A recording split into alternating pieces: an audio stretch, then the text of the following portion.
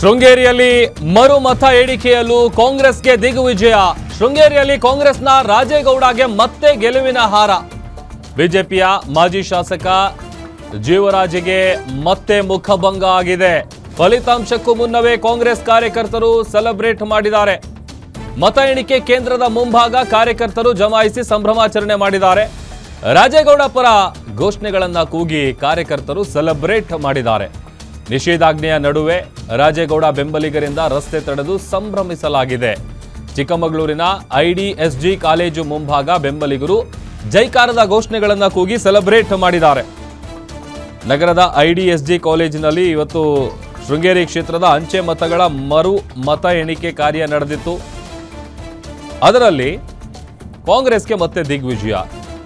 ಚಿಕ್ಕಮಗಳೂರಿನ IDSG college ಏನಿದೆ ಅದರ ಮುಂಭಾಗ ಬೆಂಬಲಿಗರು ರಸ್ತೆ ತಡೆದು ಸಂಭ್ರಮಾಚರಣೆ ಮಾಡಿದ್ದಾರೆ. ಜೈಕಾರದ ಘೋಷಣೆಗಳನ್ನು ಕೂಗಿದ್ದಾರೆ. ದೃಶ್ಯದಲ್ಲಿ ನೋಡ್ತಾ ಇದ್ದೀವಿ. ಕಾಂಗ್ರೆಸ್ ಮತ್ತು ಬಿಜೆಪಿ ನಡುವೆ ಗೆಲುವಿನ ಫೈಟ್ ಏನು ಶುರುವಾಗಿತ್ತಲ್ಲ, ಅದಕ್ಕೆ ಸಂಬಂಧಪಟ್ಟಂತೆ ಸಾಕಷ್ಟು ಕುತೂಹಲ ಕೂಡ ಈ ವಿಚಾರ ಕಾರಣ ಆಗಿತ್ತು. ಬಟ್ ಈಗ ಶೃಂಗೇರಿ ಅಂಚೆ ಮತ ಮರು ಎಣಿಕೆಯಲ್ಲಿ ಕಾಂಗ್ರೆಸ್ಗೆ ದಿಗ್ವಿಜಯ.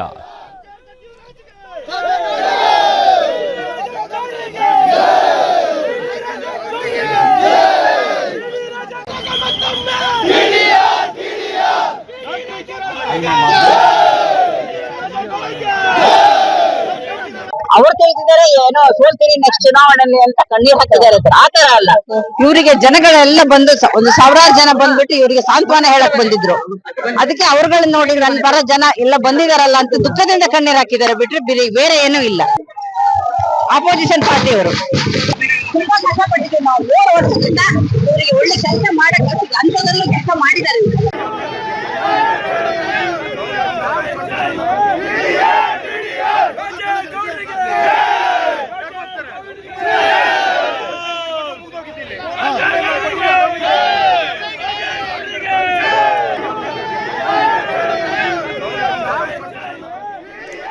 ನೋಡಿ, ಮತಗಳ ಮರು ಎಣಿಕೆ ಪ್ರಕ್ರಿಯೆ ವೇಳೆ ಸಾಕಷ್ಟು ಗೊಂದಲ ಕೂಡ ಉಂಟಾಗಿತ್ತು. ಯಾಕಂತಂದರೆ 279 ತಿರಸ್ಕೃತ ಮತಗಳಲ್ಲಿ 270 ಮತಪತ್ರಗಳಷ್ಟೇ ಪತ್ತೆಯಾಗಿತ್ತು. ಹಾಗಾಗಿ ಬಾಕಿ ಈ 9 ತಿರಸ್ಕೃತ ಮತಪತ್ರಗಳು ಕಾಣೆಯಾಗಿತ್ತಲ್ಲ, ಆ ವಿಚಾರಕ್ಕೆ ಸಂಬಂಧಪಟ್ಟಂತೆ ಅಧಿಕಾರಿಗಳ ಸತತ ಹುಡುಕಾಟದ ಬಳಿಕ ಕೊನೆಗೂ ಆ 9 ಮತಪತ್ರಗಳು ಪತ್ತೆಯಾಗಿತ್ತು.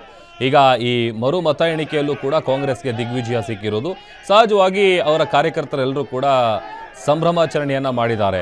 ಅವರ ಪರವಾಗಿ ಘೋಷಣೆಗಳನ್ನು ಕೂಗ್ತಾ ಜೈಕಾರ ಹಾಕ್ತಾ ನ್ಯಾಯಾಲಯದ ಆದೇಶದ ಮೇರೆಗೆ ಒಟ್ಟು 1822 ಅಂಚೆ ಮತಗಳ ಮರು ಎಣಿಕೆಗೆ ಅಧಿಕಾರಿಗಳು ಮುಂದಾಗಿದ್ದರು. ಆ ಸಂದರ್ಭದಲ್ಲಿ ಅಲ್ಲಿ ಈಗ ಒಂದು ನಿಷೇಧಾಜ್ಞೆ ಇದೆ. ಅದರ ಜೊತೆಗೆ ಅದರ ನಡುವೆನೂ ಕೂಡ ಕಾರ್ಯಕರ್ತರು ಜೈಕಾರದ ಘೋಷಣೆಗಳನ್ನು ಹಾಕ್ತಾ ಒಂದು ರೀತಿ ಸೆಲೆಬ್ರೇಟ್ ಮಾಡಿದ್ದಾರೆ.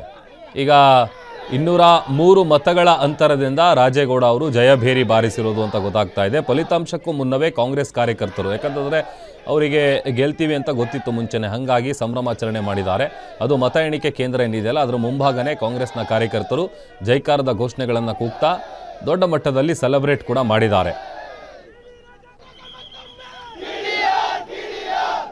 ಅವ್ರು ಕೇಳ್ತಿದ್ದಾರೆ ಏನೋ ಸೋಲ್ತೀರಿ ನೆಕ್ಸ್ಟ್ ಚುನಾವಣೆಯಲ್ಲಿ ಅಂತ ಕಣ್ಣೀರ್ ಹಾಕಿದ್ದಾರೆ. ಆತರ ಅಲ್ಲ, ಇವರಿಗೆ ಜನಗಳೆಲ್ಲ ಬಂದು ಒಂದು ಸಾವಿರಾರು ಜನ ಬಂದ್ಬಿಟ್ಟು ಇವರಿಗೆ ಸಾಂತ್ವನ ಹೇಳಕ್ ಬಂದಿದ್ರು. ಅದಕ್ಕೆ ಅವ್ರುಗಳನ್ನ ನೋಡಿ ಅಲ್ಲಿ ಬರೋ ಜನ ಎಲ್ಲ ಬಂದಿದಾರಲ್ಲ ಅಂತ ದುಃಖದಿಂದ ಕಣ್ಣೀರ್ ಹಾಕಿದ್ದಾರೆ ಬಿಟ್ರೆ ಬೇರೆ ಏನೂ ಇಲ್ಲ. ಅಪೋಸಿಷನ್ ಪಾರ್ಟಿ ಅವರು ತುಂಬಾ ಕಷ್ಟಪಟ್ಟಿದ್ದೀವಿ ನಾವು 7 ವರ್ಷದಿಂದ. ಇವರಿಗೆ ಒಳ್ಳೆ ಕೆಲಸ ಮಾಡಕ್ ಅಂತದಲ್ಲೂ ಕೆಲಸ ಮಾಡಿದ್ದಾರೆ.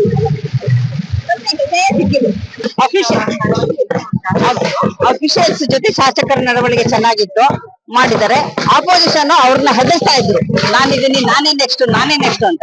ಕೆಲವರೆಲ್ಲ ಹೆದರಿದ್ದಾರೆ.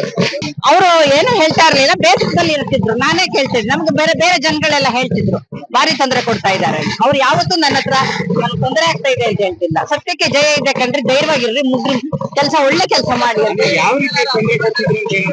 ಭಾರಿ ತೊಂದರೆ, ಯಾವಾಗ್ಲೂ ತೊಂದ್ರೆನೆ, ಎಲ್ಲರಿಗೂ ತೊಂದ್ರೆನೆ. ಒಂದ್ ಬ್ಯಾನರ್ ಹಾಕಿದ್ರು ಕೂಡ ತೊಂದ್ರೆನೆ. ಸೋಲಾಗಿದೆ. ಅಪಪ್ರಚಾರ ಮಾಡೋದ್ಬಿಟ್ಟು ಶಿವರಾಜ್ ಅವರಿಗೆ ದೇವರು ಒಳ್ಳೆ ಬುದ್ಧಿಯನ್ನು ಕೊಡ್ಲಿ ಅಂತ ನಾನು ದೇವರಲ್ಲಿ ಬೇಡ್ಕೊಳ್ತೀನಿ. ಅವರೇ ಪ್ರಮುಖ ಕಾರಣ. ನಾನು 2023ರ ವಿಧಾನಸಭಾ ಚುನಾವಣೆಯ ಸಂದರ್ಭದಲ್ಲಿ ಚಿಕ್ಕಮಗಳೂರು ಜಿಲ್ಲೆಯ ಶೃಂಗೇರಿ ವಿಧಾನಸಭಾ ಕ್ಷೇತ್ರದ ಬಿಜೆಪಿ ಅಭ್ಯರ್ಥಿಯಾದಂಥ ಜೀವರಾಜ್ ಏನಿದ್ದಾರೆ, ಕಾಂಗ್ರೆಸ್ನ ಅಭ್ಯರ್ಥಿ TD ರಾಜೇಗೌಡ ಅವರ ವಿರುದ್ಧ 201 ಮತಗಳ ಅಂತರದಿಂದ ಸೋತಿದ್ರು. ಅಂದರೆ ಒಟ್ಟು 1822 ಅಂಚೆ ಮತಗಳಲ್ಲಿ 279 ಮತಗಳು ತಿರಸ್ಕೃತ ಆಗಿತ್ತು. ಈ ಫಲಿತಾಂಶವನ್ನು ಪ್ರಶ್ನೆ ಮಾಡಿ ಜೀವರಾಜ್ ಅವರು ಏನಿದ್ದಾರೆ ಮರು ಎಣಿಕೆಗೆ ಮನವಿಯನ್ನು ಮಾಡಿದರೂ ಕೂಡ ಅವತ್ತಿನ ಜಿಲ್ಲಾ ಚುನಾವಣಾಧಿಕಾರಿಗಳು ಅದನ್ನು ಪರಿಗಣಿಸದೆ ಟಿ ಡಿ ರಾಜೇಗೌಡರನ್ನು ವಿಜೇತರು ಅಥವಾ ಜಯಶಾಲಿಗಳು ಅಂತ ಘೋಷಿಸಿದರು. ಹೀಗಾಗಿ ಇದರಿಂದ ಅಸಮಾಧಾನಗೊಂಡಿದ್ದ ಜೀವರಾಜ್ ಅವರು ಹೈಕೋರ್ಟ್ ಮೆಟ್ಟಿಲೇರಿದ್ರು. ಅದರಂತೆ ಇವತ್ತು ಮರು ಎಣಿಕೆ ಕಾರ್ಯ ನಡೆದಿದೆ. ಅದರಲ್ಲಿ ಎಗೇನ್ ಮತ್ತೆ ಮುಖಭಂಗ ಅನುಭವಿಸಿದ್ದಾರೆ.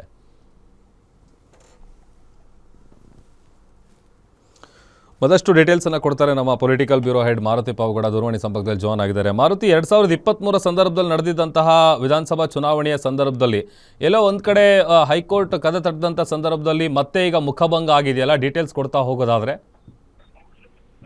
ಪ್ರಭು, 2023 ವಿಧಾನಸಭಾ ಚುನಾವಣೆಯಲ್ಲಿ ಚಿಕ್ಕಮಗಳೂರು ವಿಧಾನಸಭಾ ಕ್ಷೇತ್ರ ಬಹಳಷ್ಟು ಚಿಕ್ಕಮಗಳೂರು ಜಿಲ್ಲೆಯ ಶೃಂಗೇರಿ ವಿಧಾನಸಭಾ ಕ್ಷೇತ್ರ ಫಲಿತಾಂಶ ಅಧಿಕೃತವಾಗಿ ಘೋಷಣೆ ಮಾಡೋವರೆಗೂ ಕೂಡ ಬಹಳಷ್ಟು ನೇರ ಪೈಪೋಟಿತ್ತು. ಕೊನೆ ಬೂತ್ ವರ್ಗೂನು ಕೂಡ ಅದೇ ರೀತಿಯಾಗಿ ಮತಗಳು ಬಿದ್ದಿದ್ವು. ಆದ್ರೆ ಕೊನೆಯದಾಗಿ ಬ್ಯಾಲೆಟ್ ಮತಗಳನ್ನ ಎಣಿಕೆ ಮಾಡಿದಾಗ, ಅಂದ್ರೆ ಸರ್ಕಾರಿ ಅಧಿಕಾರಿಗಳು, ಶಿಕ್ಷಕರು, ಬೇರೆ ಬೇರೆ ಸರ್ಕಾರಿ ಅಧಿಕಾರಿ ವರ್ಗದವರು ಯಾರೆಲ್ಲ ಚುನಾವಣೆಯಲ್ಲಿ ಭಾಗವಹಿಸಿದ್ರು ಅಂತವ್ರು ಹಾಕಿದಂತಹ ಮತಗಳನ್ನ ಪರಿಗಣಿಸಿದಾಗ ರಾಜೇಗೌಡರು ಅಧಿಕೃತವಾಗಿ ಜಯಶಾಲಿ ಆಗಿದ್ದಾರೆ ಅನ್ನುವಂಥದ್ದನ್ನ ಅಂದಿನ ಚುನಾವಣಾ ಅಧಿಕಾರಿಯವರು ಘೋಷಣೆ ಮಾಡಿದ್ರು. ಇದನ್ನ ಪ್ರಶ್ನೆ ಮಾಡಿ ಸರಿಯಾಗಿ ಮತ ಎಣಿಕೆ ಆಗಿಲ್ಲ ಅನ್ನುವಂಥದ್ದನ್ನೇ ಇಟ್ಕೊಂಡು ಪರಾಜಿತ ಅಭ್ಯರ್ಥಿ ಮಾಜಿ ಸಚಿವರಾಗಿರುವಂತಹ ಜೀವರಾಜ್ ಅವರು ಹೈಕೋರ್ಟ್ ಮೊರೆ ಹೋಗಿದ್ರು. ಹೈಕೋರ್ಟ್ ಸೂಚನೆ ಕೊಟ್ಟಿತ್ತು ಚುನಾವಣಾ ಅಧಿಕಾರಿಗೆ ಮರುಪರಿಶೀಲನೆ ಮಾಡಿ ಮರು ಮತ ಎಣಿಕೆ ಮಾಡಿ ಅಂತ. ಹೈಕೋರ್ಟ್ ಆದೇಶದ ಸೂಚನೆ ಮೇರೆಗೆ ಇವತ್ತು ಚುನಾವಣಾ ಅಧಿಕಾರಿಗಳು ಬೆಳಗ್ಗೆಯಿಂದಲೂ ಕೂಡ ಇದೇ ಕೆಲಸದಲ್ಲಿ ನಿರತರಾಗಿದ್ರು. ಈಗ ಬರ್ತಾ ಇರುವಂತಹ ಮಾಹಿತಿಯ ಪ್ರಕಾರ ಸ್ವಲ್ಪ ಮತದಲ್ಲಿ ಶೃಂಗೇರಿಯ ಹಾಲಿ ಶಾಸಕರಾಗಿರುವಂತಹ ರಾಜೇಗೌಡರು ಗೆದ್ದಿದ್ದಾರೆ ಅನ್ನುವಂತ ಒಂದು ಮಾಹಿತಿ ಸಿಗ್ತಾ ಇದೆ.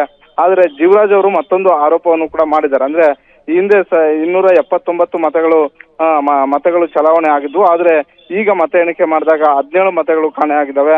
ಆ 17 ಮತಗಳು ಎಲ್ಲೋದ್ವು, ಇದನ್ನು ಕೂಡ ಕೋರ್ಟ್ ಅಲ್ಲಿ ಪ್ರಶ್ನೆ ಮಾಡ್ತೀನಿ ಅನ್ನುವಂಥದ್ದನ್ನು ಕೂಡ ಬಹಿರಂಗವಾಗಿ ಹೇಳಿದ್ದಾರೆ ಅನ್ನುವಂತ ಒಂದು ಮಾಹಿತಿ ಸಿಗ್ತಾ ಇರುವಂತದ್ದು.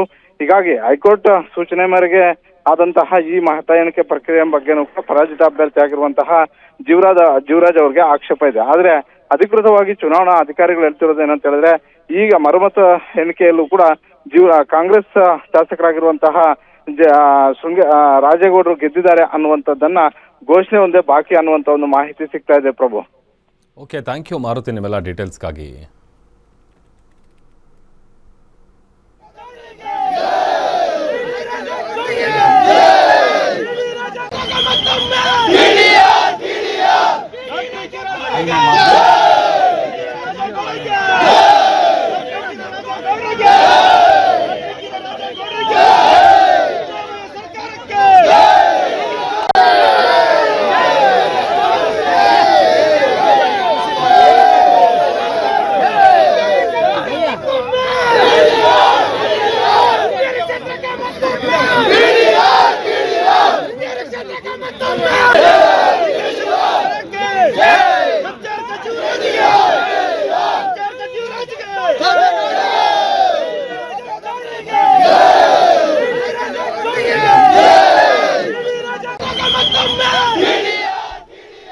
ಎರಡ್ 2023 ವಿಧಾನಸಭಾ ಚುನಾವಣೆಯಲ್ಲಿ ಚಿಕ್ಕಮಗಳೂರು ಜಿಲ್ಲೆಯ ಶೃಂಗೇರಿ ವಿಧಾನಸಭಾ ಕ್ಷೇತ್ರದ ಬಿಜೆಪಿ ಅಭ್ಯರ್ಥಿಯನ್ನು ಜೀವರಾಜ್ ಅವರಿದ್ದಾರೆ. ಕಾಂಗ್ರೆಸ್ ಅಭ್ಯರ್ಥಿಯ ಆಗಿದ್ದಂತಹ ಟಿ ಡಿ ರಾಜೇಗೌಡ ಅವರ ಎದುರು 201 ಮತಗಳ ಅಂತರದಿಂದ ಸೋಲನ್ನು ಅನುಭವಿಸಿದರು. ಆಗ ಒಟ್ಟು 1822 ಅಂಚೆ ಮತಗಳ ಪೈಕಿ 279 ಮತಗಳು ತಿರಸ್ಕೃತ ಆಗಿತ್ತು. ಈ ಫಲಿತಾಂಶವನ್ನು ಪ್ರಶ್ನೆ ಮಾಡಿ DN ಜೀವರಾಜ್ ಅವರೇನಿದ್ದಾರೆ ಮರು ಎಣಿಕೆ ಆಗಬೇಕು ಅಂತೇಳಿ ಮನವಿಯನ್ನು ಮಾಡ್ಕೊಳ್ತಾರೆ. ಬಟ್ ಆದರೆ ಅಂದಿನ ಜಿಲ್ಲಾ ಚುನಾವಣಾಧಿಕಾರಿ ಅದನ್ನು ಲೆಕ್ಕಕ್ಕೆ ತಗೊಳ್ಳಲ್ಲ, ಅಂದರೆ ಅದನ್ನು ಪರಿಗಣನೆಗೆ ತೆಗೆದುಕೊಳ್ಳಲ್ಲ, ಅವರ ಮನವಿಗೆ ಪುರಸ್ಕರಿಸೋಲ್ಲ.